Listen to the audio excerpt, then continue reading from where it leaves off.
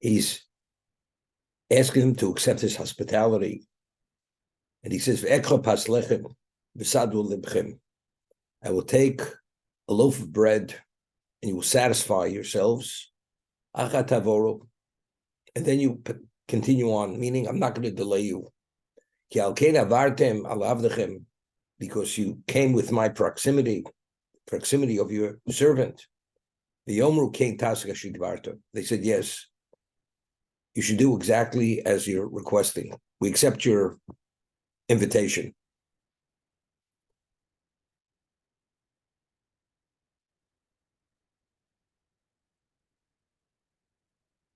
So the Medrash tells us, it's Gemara also, that tzaddikim omrim ma'at v'osem harbe. Tzaddik, he says very little, but when he delivers enormously. A Rosha omrim harbe, they say, they promise you a lot, they say a lot, v'afilu ma'at einomosim, and even a little bit, they don't carry through. What's the example of tzaddik ma'omrim ma'at v'osem harbe? He asked them, have a morsel of bread, and you continue on. And then we see exactly what he actually offered them. Immediately he went, and he slaughtered 3 calves, and he gave butter and milk and mustard seed and a tremendous amount of baked goods. And this is considered ekopas lechem. I'll take a morsel of bread, you'll satisfy yourself, and you go on. So tzaddikim omrim ma'at v'osem harbe. A tzaddik is not out to prove anything. He's not to show you how magnanimous he is, how the extent of his hospitality. He has an objective. He's not the issue, the narrative is not himself, it's the other person. The Russia, all he wants to do is ingratiate himself and somehow present himself in a light to convince the other person who he is. But if at the end of the day he doesn't have to actually deliver, he doesn't deliver. What's the example of Risham Omrim Harbi Afilamat that Ephron, when Sari Menu passed away, Avram went to asked to purchase the Maris Machpelah, 2 Machpelah, and Ephron says, consider it yours. You're a prince of God, consider it yours. It's a gift. And then ultimately, when it came to close the deal for the transfer of the Maris Machpelah, he says, Arba Meus Kesef, 400. And the Gemara tells us it was the largest silver coin newly issued. This is what he asked. So here he's promising, he says, it's my honor to give you as a gift. And then ultimately, it's not he takes a small amount, but it takes beyond whatever the cost and the value, the market value of that is. Rishoim omrim harbe, and they don't even deliver as much as an iota. And the Gemara over there says that Ephron is written choser vav. The vav is deleted. And Ephron with the vav deleted is numerically tsar ayin, or ayin ra, a bad eye. He had a bad eye. Why does a person have a bad eye? There's envy. Because whatever you have, you want more, and you want to have even what the other person has. And the Medrash says over there, when he saw the amount of money that Avram had, he had ayin ra. The envy was all consuming. So therefore he promises you the world. Because all it's about is himself. If he doesn't have to deliver, he doesn't deliver. Because what is the core of his being? The core of his being is ayin ra. Why does he have the evil eye? Because what anyone else has, he believes he has a right to that. And it's an infringement on himself. The Yemai Avraham, however, Avram hurries into the tent, El Sora, to his wife Sora, Veyoma Mari Shlosim Kemach Soles Lushivasi Hugos. Hurry and take 300 sim kemach, tremendous amount of flour, volume-wise, knead it asiyugos.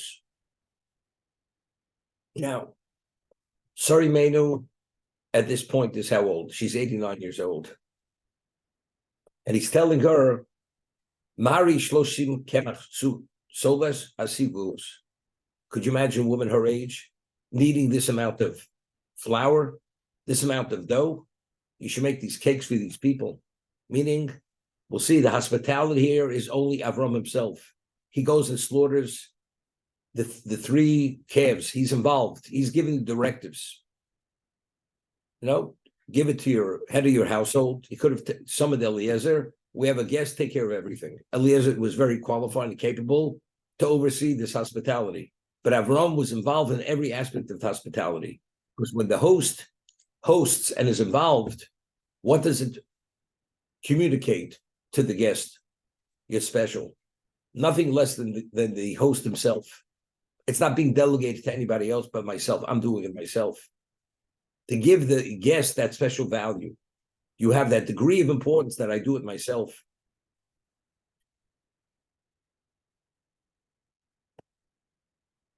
And he chooses among the calves rach v'tov, soft and good, the best quality calf.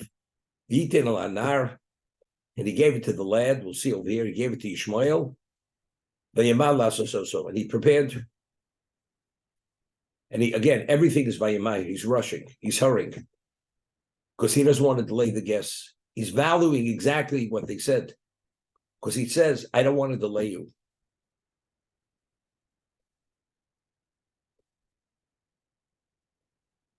So Rashi says in Zion, then Boka Rach V'tov, Gimel Param Hoyu. He slaughtered 3 calves, or 3 cows, Kidei Lachil and Gimel Lashonos B'chardel. To offer them 3 tongues with mustard seed. Elanar, Ze Yishmoel Chatcho B'mitzos. Now, over here, there's an obvious question. We said earlier that regarding the water, he delegated it. And therefore, as a result of that, anything which Avraham did himself, Hashem did directly to us himself. It didn't come through an intermediary. The water that was delegated through an intermediary, the water in the desert came through an intermediary. Moshe had to strike the stone. But everything else came by itself. So what about the slaughtering of the calf? He delegated through this lad. So that's what Rashi cites the Gemara for the Midrash. Here there was an objective. There was a purpose. It's not that he didn't want to do it himself. Because since he felt he had a responsibility to educate and condition Ishmael exactly how to behave, therefore he gave over this responsibility to Ishmael to train him how to do shechita and how to do hospitality. There's a beautiful medrash. The Gemara discusses in brachos. What do we have 18 brachos in Shmon Esrei? So the Gemara offers a number of reasons.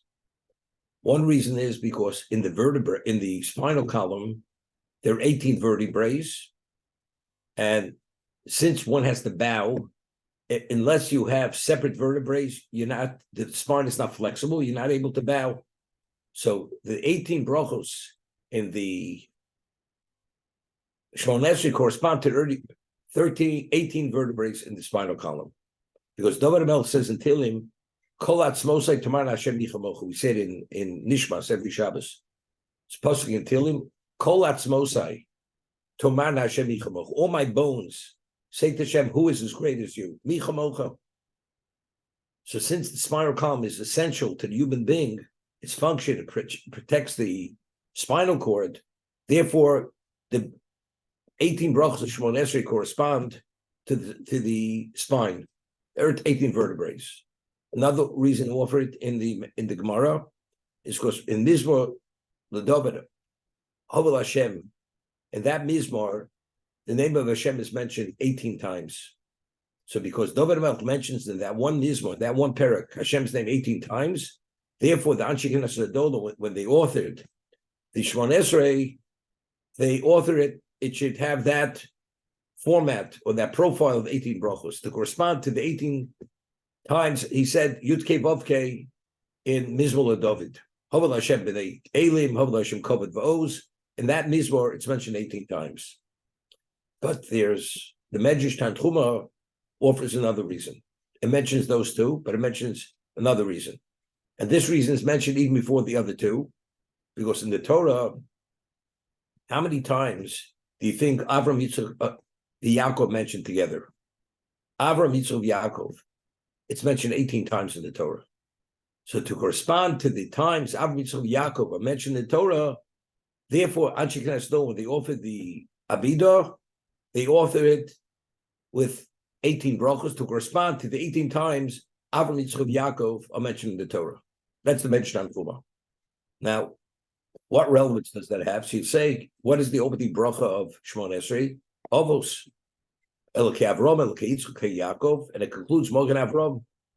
So evidently, if it begins with Elokei, and the Gemara bracha says a very interesting question. We rule halacha that a bracha that does not contain Shem Malchus, one doesn't say Hashem Elokeinu, Melech Ha'olam, it's not considered a bracha. Person that says Baruch Ato Hashem, and he doesn't identify Hashem, refer to him as Elokeinu Melech Ha'olam, he's Almighty King of the universe, it's not a bracha. So the Gemara asks, the Shemon Esrei starts with Elokei Avraham, Elokei Yitzchak, Elokei Yaakov. There's no mention that he's King of the universe. So why is it considered a valid bracha? That's the Gemara's question in brachos. So the Gemara answers that Elokei Avraham, Elokei Yitzchak, Elokei Yaakov, that's the equivalent of saying God is the King of the universe. Elokei Avraham, because each one of them, that they made known to the world that God is the creator, and everything in existence only is an expression of God's will.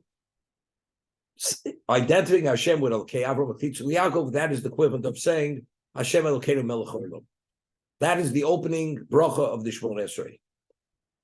Now, what is tefillah? Tefillah is midas harachmim, is the attribute of mercy. That we're able to supplicate Hashem. It's a mitzvah. According to Rambam, it's a Torah obligation. That once in a 24-hour period, a Jew has an obligation to say the Amidah, to say the Shemon Esrei, tefillah. That we say 3 times, that's rabbinical. But the Doraisa, the Torah obligation is once in the 24-hour period. Ramban writes, no, he disagrees, that it's not a Torah obligation whatsoever, but if one says the Shemon Esrei, it's acknowledged by Hashem. It's an expression, the supplication is rachmim. But everybody agrees that tefillah is rachmim, that Hashem, we're able to have an audience because we ourselves are the descendants of Avraham, Yitzchak, and Yaakov, we the Bnei Yisrael, and we're able to supplicate Hashem, to ask him for our needs. This is midas harachmim. Now, why are we worthy for rachmim? We're worthy for that level of rachmim because of the Avos HaKadoshim, because of the holy patriarchs. So because the basis and the value of the Shemon Esrei only has value, we only have relevance to that rachmim, and to be worthy of that audience only because of Avraham, Yitzchak, and Yaakov. Therefore, every aspect of the Shemon Esrei reflects the 18. The 18 times Avraham, Yitzchak, and Yaakov are mentioned in the Torah itself. That's the understanding. Now, we find over here that the Torah makes it a point. He hurried and he slaughtered 3 calves. He offered within his hospitality 3 calves. Elabaka Ratz Avram. So Rashi says, Shalosh Porim, quotes the Medrash. 3 cows he slaughtered because he wanted to offer them 3 times. Now, the species which qualify for a korban, although the 10 kosher species, there are only 3 species that qualify for a korban. What are they? Shor Kesavais, the ox, the sheep, and the goat. Why? Why only? And what is korban? Korban is korban Hashem. The Medrash tells us you never find the appellation of Elokim associated with korban. It's always Yud Kei Vav Kei, because the concept of korban, which is kapara, is only within the context of rachmim. Therefore, it's korban Lashem Yud Kei Vav Kei. Now, so the only 3 species which qualify are Shor Kesavais, the ox, the sheep and the goat. Why only these three species? So the Medrash tells us, because we find when Avraham hosted the Malachim, the angels, it says, Velaboko Ratz Avraham. So because he utilized the ox for his hospitality, therefore the ox qualifies as a korban. And what's the sheep? The sheep is the Akedah. Because we find by the Akedah that the ram was brought in place of Yitzchak. That's why the sheep qualifies as the korban, which is the ultimate. The reason why we have the ability to counter the prosecution of the Satan is because of the story of the Akedah. That's the ram. And what's the goat? The goat, because when Rivka told Yaakov through prophecy, he must go take the birthright immediately because his father's about to give it to Esav. So he said to his father said to Esav, go hunt and bring me delicacies. Rivka says to Yaakov, go out to the flock, bring me 2 goats. I will make delicacies for your father. So through those goats, Yaakov was able to acquire and achieve the bracha of the birthright, which is the basis for the survival of Klal Yisrael, only because of that bracha which you see from Yitzchak. As a result of that, the goat has that special value. Therefore, the 3 species, Shor, Kes, Ve'ez, are the only species which qualify for a korban. So again, what is it? Why do we have relevance to Rachmim, to atonement, to reinstatement? It's in the schus of Avraham, Yitzchak, and Yaakov. Everything is the merit of the Avos HaKadosh. Shmon Esrei is 18, because that is the profile of the Shmon Esrei, because Avraham, Yitzchak, and Yaakov are mentioned 18 times in the Torah itself.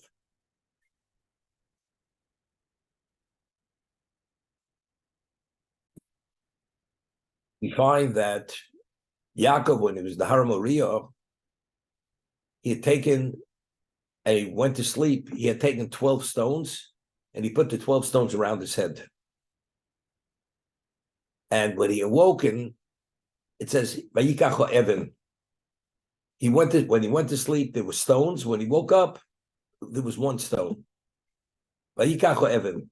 So the Medrash tells us that initially he took 12 stones, and the 12 stones were fused into 1 stone. And why did he take 12? So the Midrash explains that there was a Masorah among the Avos HaKadosh. There was a tradition that the patriarch that will be the patriarch to establish Jewish people will have 12 sons. And they will be the Shiftei Kor, the tribes of Hashem. Avraham was not qualified to father the 12 because he wasn't pure enough. What's the indication he wasn't pure enough? The expression of impurity is Yishmael. And what's the indication that Yitzchak wasn't pure enough? He had Esav. Yaakov wasn't sure whether he achieved within himself a level of purity that he's able to be the father of the 12 tribes.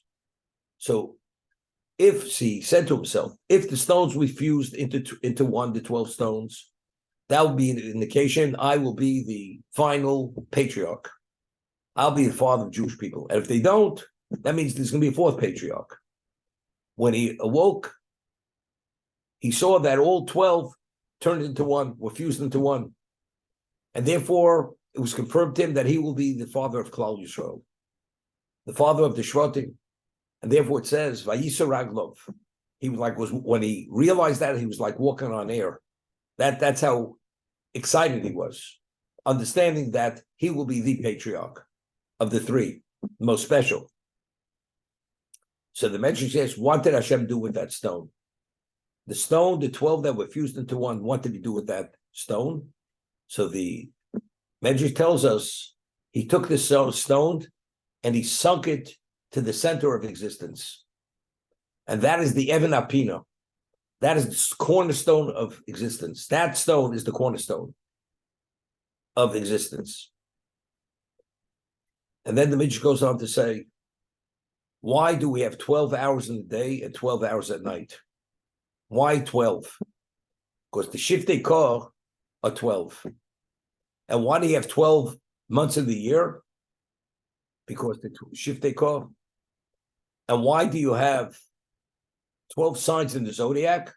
Because the shiftei kor, meaning every aspect of creation reflects the 12 to tell you that the innate value of existence is only the Yud Beis, is only 12.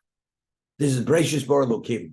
The objective of creation is the Torah, and the only people who have relevance to it are the Klal Yisrael, which are Reishis, which are the chosen, which are comprised of 12. Same idea. Every aspect that we have Rachmim, we have relevance to Rachmim, is 18. 18 because the Avos HaKadosh mentioned 18 times in the Torah.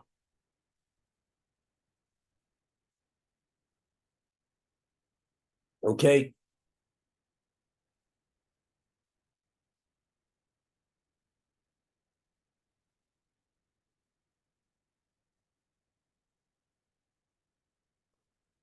Vayika Chemo v'cholov. He took the butter, he took milk, ben abokar sheroso, and the calf which he prepared, v'yiti lefneim, and he presented, put it before them, v'hu omeid aleim, and he personally was accommodating them, tachos ha'etz v'yachelu, and they ate.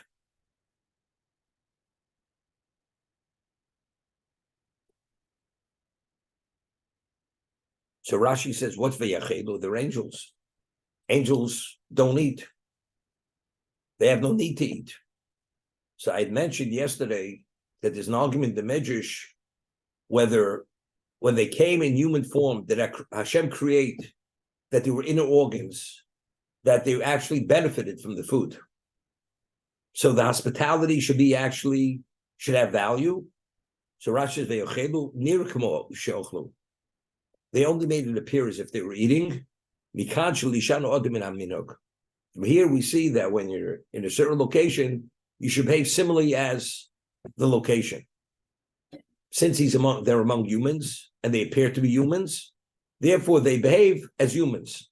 The human eats, but not that they needed the food.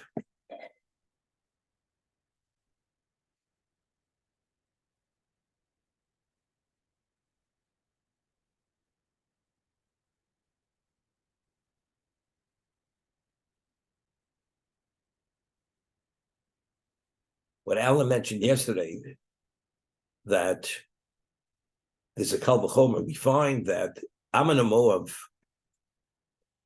are considered, the male line are considered illegitimate, and they can never, even if they convert to be Jews, they can never marry into the Jewish people. Ammon and Moab. Why? So the Torah says, because Ashlo Kidmu Eschem Belechem Ha'Yitzei Mitzrayim. And what they do, they did not offer their bread and water when we left Egypt. And they commissioned Bilam to curse us. So rather than offering bread and water, they commissioned Bilam to curse us. And Hashem did not allow Bilam to curse us. And so because they did not offer them hospitality to us, therefore, Lo Yoma Amoni Vavi B'Kal Hashem, L'Olam, forever. They're never permitted to intermarry to the Jewish people, even if they convert. They're classified as illegitimate Jews. So the Ramban over there explains, why is Hashem being so harsh with them, or so extreme with them? Now, who are Ammon and Moab? Ammon and Moab are the children of what? The descendants of Lot. Now, Lot was a beneficiary of Avram's unlimited kindness. When he left Choron to go to Canaan, Lot came along. Came to Egypt, Lot became wealthy because of Avram. He was captured by the four kings. Avram went and put everything on the line to save Lot. At the end of the day, when he was saved from Sodom, he was only saved in the narrative of Avram. And that's when his daughters conceived from him. That's Ammon and Moab. So what level of gratitude did Ammon and Moab owe Avram? So rather than accommodating his descendants with bread and water, they went and commissioned Bilam to curse them. So they're totally corrupted in this area of what? Of being appreciative. Their whole concept of debt, of gratitude, has no relevance to them.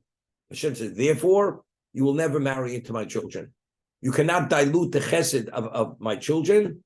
Therefore, lo yomo amonim aviv Hashem. That's the Ramban. So the Medrash says, what is the claim against them? They didn't offer bread and water. I mean, did we really need that bread? Did we need that water? We had the Be'er Shel Miriam. We had the wellspring of Miriam. We didn't need that water. Did we need that bread? We had the mun.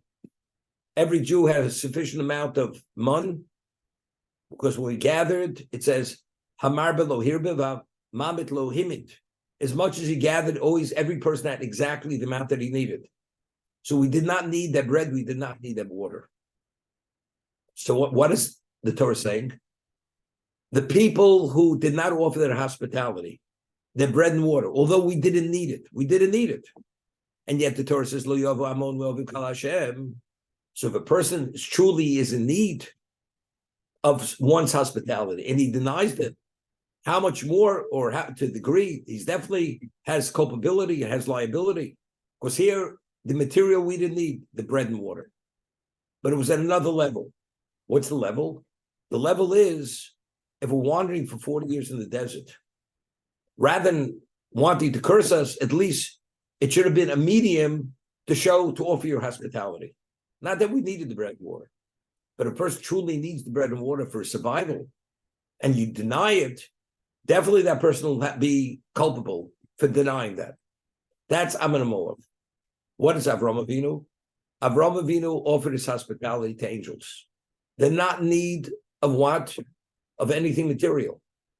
And for offering shade of his tree, we merited the Anei HaKavod. For the water, we merited the Be'er Shel Miriam. For the bread, we merited the month. So here, one offers his hospitality, although there's no beneficiary of the hospitality. The angels were not beneficiaries.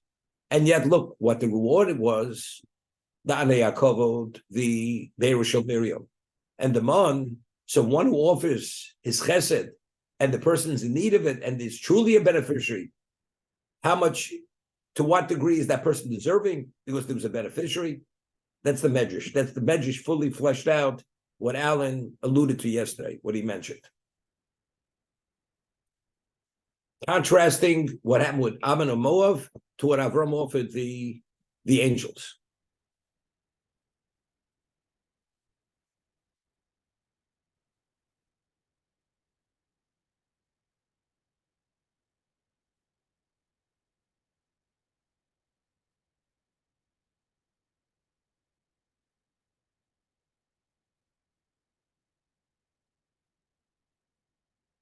V'yomru Elov. They said to him, if you take a look, the word Elov, the dots on top of the word Elov, although the Torah has no vowels in the Sefer Torah, but the dots over here on top, two on top of the Vav and one on top of the Aleph, those dots are on top of those letters. We'll see what is it, what are those dots alluding to? They said to him, Aye, sorry, Shtecho, where's sorry, your wife? Vayome hini boel, she's in the tent.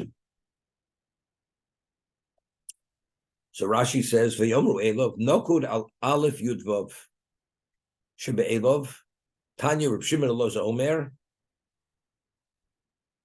Kol Moksha Ksiv, Aksav Rabba la Nekuda, Atodorish as Aksav. V'kana Nekuda Rabba la Aksav, Atodorish ad Nekuda. What does that mean? Shav l'sora sholo ayo Avram. As they asked Avram, where's Sora?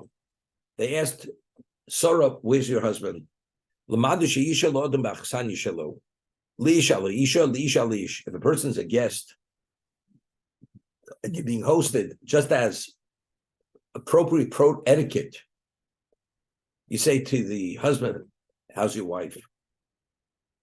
You should inquire about one's wife.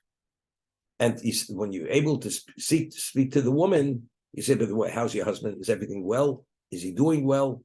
Just as appropriate etiquette. That's what the Torah is teaching us. Bava Metzia, Isa. And the Gemara, which we're going to learn, in Bava Metzia says, of course, the angels knew where she was. So what do they have to ask? Because the Torah wants to make it a point that Sarah Imenu was at Tznuah. She had exceptional level of modesty. And the reason why they asked was to endear her to Avram, to indicate, to make the point that she's not there, which Sarah Imenu was an ordinary woman. We had earlier in Lech Lecha, it says when Avram and Sarah left Choron, it says they took Hanefesh Asher Osu B'Choron, the souls that they made in Choron. So Rashi says, who are these souls? Name of the Medrash. It's the converts. All the converts they converted to monotheism, they had taken. It says Avram Megayer Es Ha'anoshim, the Sarah Megayer Es Ha'anoshim. Avram would convert the men to monotheism, and Sarah would convert the women. She had the interaction with the women. So we're not talking about she's an ordinary woman. And this is the Nefesh Osu B'Choron. She was a woman who was, and in prophecy, she was a greater prophetess we had earlier than Avraham Avinu. And yet she's behind the scenes. She's not in the forefront over here at the home with all this hospitality. To tell us she's at Tznuah. The honor of the princess is Penimo. She's concealed. She doesn't have to be in the forefront. So they wanted to communicate to Avram. So always the question is, Avram didn't know his wife was at Tznuah. He didn't know she was an exceptionally modest woman. But it does make a difference. The reality is when you hear it from a third party, and the point is made, it continuously resonates by the person who values that. So by making that remark, to endear her to her husband.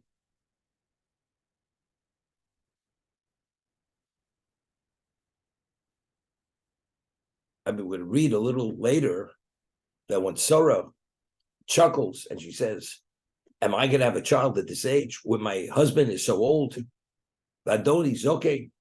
So when Hashem comes to Avram and he says, Loma tzokka Sarah, why did she chuckle? Why was she skeptical? Even it was a fleeting moment. And she said, Ani zokanti.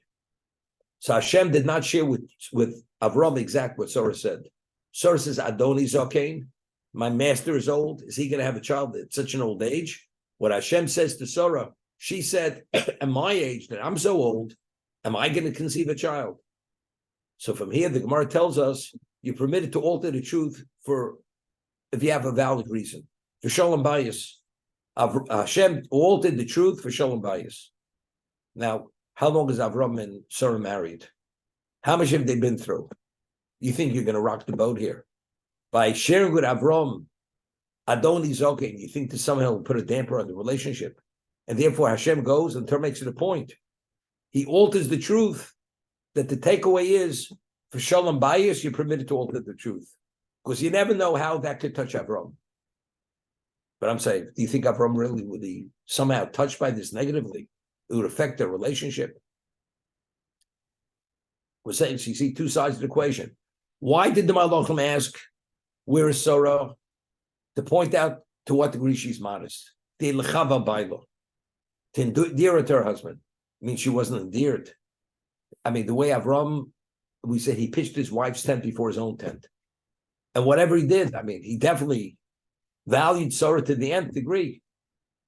But you know, there's always maybe a little more. You never know how a person can be touched positively.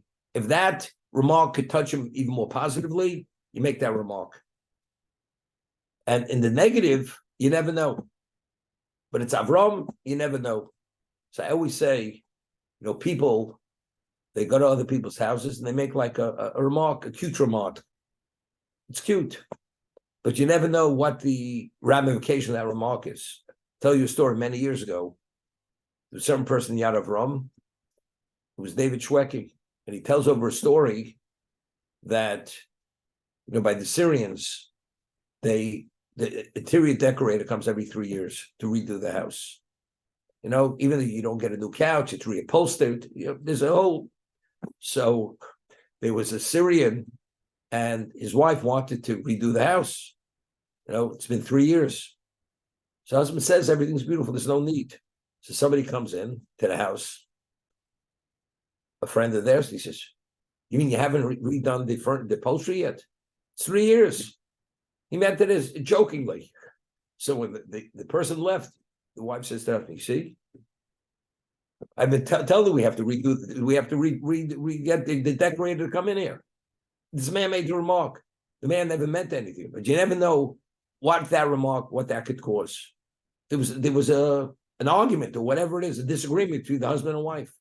But so you can't make remarks where there could be collateral damage. You never know where a remark could where it could lead. Shalom bayis. You don't make those kinds of remarks. You want to say something positive, say something positive. Don't say anything negative. Or something which is a point of pointing out something which is critical or something. You don't do it. Hashem went and altered the truth. Avraham and Sarah, you couldn't have had a couple more committed to one another, a holier couple, and yet Hashem altered the truth, not to say Adoni Zokein, but rather to say Adi Zokanti.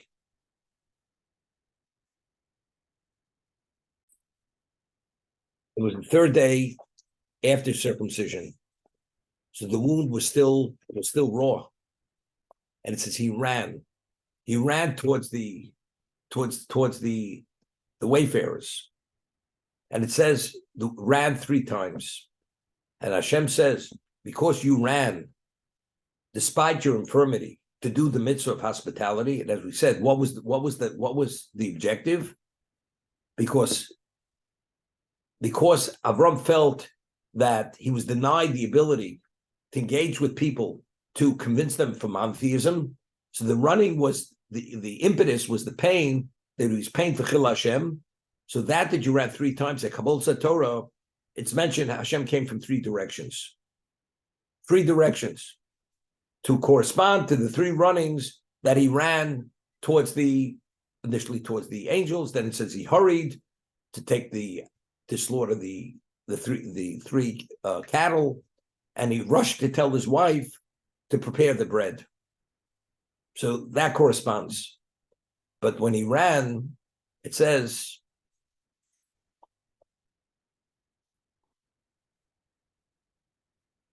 Hiskla Adama Mila Taftef.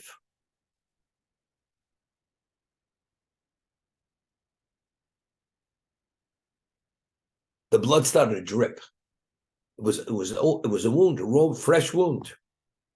So some driplets of blood came out of him as he ran. You understand? Did Hashem value that blood? So the Medrash says, there's a pasuk in Yecheskel, we say this verse at every bris. Hashem says, and this was at the time of the Makas Bechoros, the Ever Alayach ve'ered b'misvoseses b'damayach. I will pass over you, and I see you wallowing in your bloods. And then Hashem says, and I said to you, because of that blood you will live, and because that blood you will live.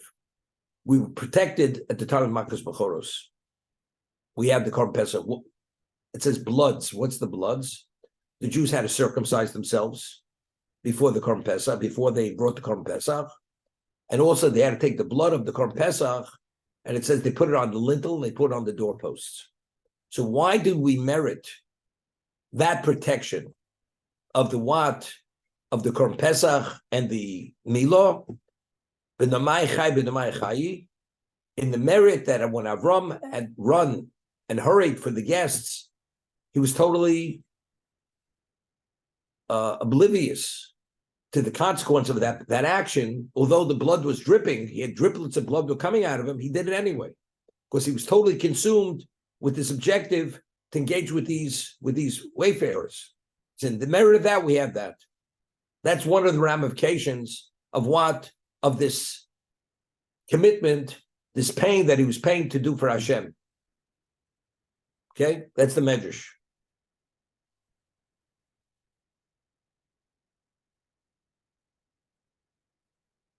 Goes on, there are other things here.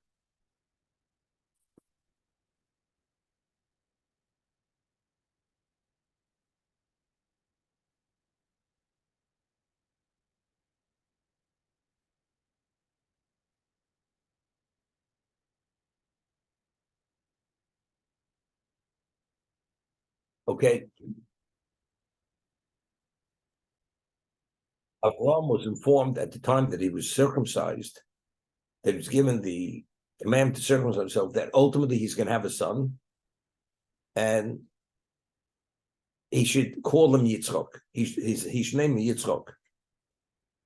And it says when he heard that he was going to have a son, he says Vayitzchak. He laughed. So over there, Rashi cites the Targum Onkelos. When Avram laughed, it says V'chodi. It was with joy. He rejoiced. It came as an expression of his joy, hearing he's going to have a son. And when we find that Sarah Imenu laughed, it was she chuckled. It was with skepticism. And Hashem comes to Avram and says, Lo matzok Sarah. Why did Sarah laugh? Why was this fleeting moment of skepticism? It's the same word, Vayitzchok. Lo matzok. But yet by Avram it says v'chodi. In Aramaic means he rejoiced, he had joy, and here it means with skepticism. Now, the Avraham explains it differently, but according to Rashi citing the Targum Onkelos, why was Avram so sure and he accepted it? And Sarah Imenu, there was a moment of skepticism. Sarah Imenu was a great prophetess than Avram. And therefore, when she suggested, she told Avram, take Hagar as to bear a child, he listened to her. And yet, in this area, somehow she fell short. Why? Now, why did Sarah Imenu offer Hagar? She said, take my maidservant, ibone mimeno, and I will build through her. I'll have a child.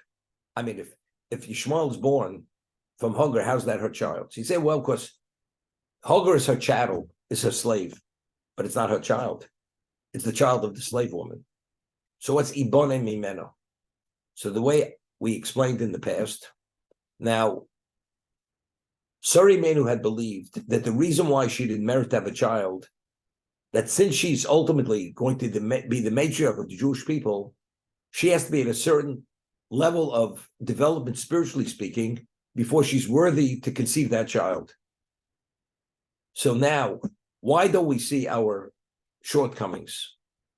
Because we're not sufficiently humble. But if we be sufficiently humble, it's clear exactly where we failed. By Sarah Imenu offering her maidservant to her husband as a wife, which is a relationship husband-wife is something which is exclusive at that most exclusive level. To share your husband with a maidservant, it's a level of negation, of compromising who you are at a very serious level. She understood, I want to do that. Why? Because maybe through achieving that level, a greater level of humility, maybe I'll be able to see exactly where I failed and what has to be corrected. And if I make that correction, I'll be worthy to be the mother, to be the matriarch. That's Ibana Mimenu. Not the child of Hagar will be her child. Ibana, through this act of giving my maidservant, I will merit to have the child. Therefore, through her, through this medium, I'll be able to conceive. That's the way I explained it. What happened? It didn't work. She did it. She took that initiative. The Gemara tells us in Megillah that Mordechai originally had told his niece, Esther, not to reveal her pedigree. Not Amavulat Moladato, not her nation, not where she was born, nothing. And he couldn't loosen her tongue. As much as Achashverosh said to her, Ad Chatzia Malchus, Viseos, I'll give you half of the kingdom if you tell me who you are. She wouldn't. So he went, Achashverosh, the Gemara says in Megillah, he consulted with Mordechai. Mordechai was a member of the Sanhedrin. How do I loosen my wife's tongue? So Mordechai said to the king, it's known among women that every woman is envious of her fellow's thigh. Meaning, if you bring another woman into your home, it'll create a degree of envy that you can't believe. Because a woman sees her husband as exclusive to her. The moment that's area is trespassed, it's something she can't handle. She can't deal with it. So by doing that, you're going to loosen her tongue. That's what he told Achashverosh. As a result of that, it says he sent new women should be brought to the palace. That's why immediately afterwards it says there was a new search. He had a queen. Why was the new search? Again, it was to loosen her tongue. Sarimenu understood by allowing this area to be compromised, that will bring about a greater level of humility. And maybe she'll be able to see where somehow she failed, and she'll make that correction. And therefore, Ibonim Mimeno. It didn't work. Because after doing that introspection, she saw she doesn't have that shortcoming. So meaning it was meant she should not have a child. So in her mind, she took every initiative, every responsibility, and she was convinced she's not. Therefore, all of a sudden now, when she hears she's going to have a child, there's a moment of skepticism. Because she left no stone unturned to confirm that she's not meant to have it. Therefore, when she heard she's going to have the child, therefore, tzachar. There was a moment of skepticism, and therefore she processed it differently than Avraham had. Okay.